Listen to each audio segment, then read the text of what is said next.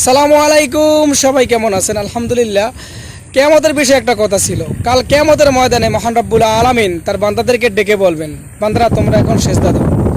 যারা দুনিয়ার জমিনে পাঁচ ওয়াক্ত নামাজ পড়ছে, মহান রব্বুল আলামিনের হুকুম আহকাম মেনে চলছে, তারা সাথে সাথে তার সেজদায় লুটিয়ে পড়বে। আর যারা দুনিয়ার জীবনে নামাজ পড়ে নাই, ঠিকঠাক মতো তার হুকুম আহকাম মেনে চলে নাই, তারা কখনোই সেজদা দিতে পারবে না। তখন আল্লাহ রাব্বুল আলামিন তাদেরকে ডেকে বলবেন, অমতাজু ইয়াউমা আইয়ুহাল মুসলিমুন, হে জালেম সম্প্রদায়, তোমরা আলাদা হয়ে যাও।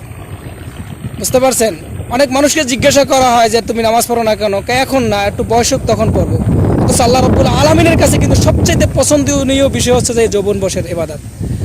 বার্ধক্য শিশুকালের হিসাব বাদে যৌবন বয়সের ইবাদত বন্দেগী পালন করার মাধ্যমে আল্লাহ রাব্বুল আলামিন আমাদের জন্য জান্নাত রেখে দিয়েছেন। সুতরাং দুনিয়াটা কিন্তু সমস্ত কিন্তু মসজিদ, সবখানে কিন্তু মসজিদ। আপনি চাইলে সমস্ত জায়গায় আপনি যে অবস্থা আছেন না কেন, সব অবস্থা আপনি সেজদা